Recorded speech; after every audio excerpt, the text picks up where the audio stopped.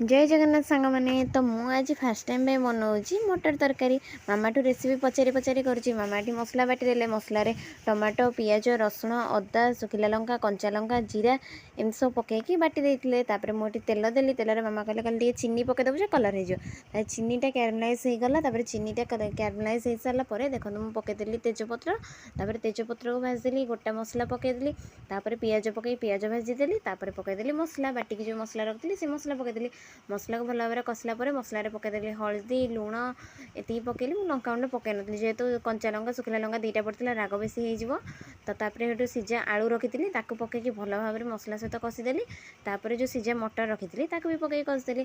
भल भाव मटर आलू दुईटा जाक कषि होगा। देखिपे ये कषा आमर रेडी हो आपण टेस्ट हिसाब से पानी देवे। मुझे पानी करी आम तरकारी खाइबू बोली। ये पिठा भी बनईदेली गरम गरम। प्रथम थर पर तरकारी बनई कि बहुत टेस्ट लगे। वीडियो भल लगे लाइक शेयर सब्सक्राइब करेंगे। रही।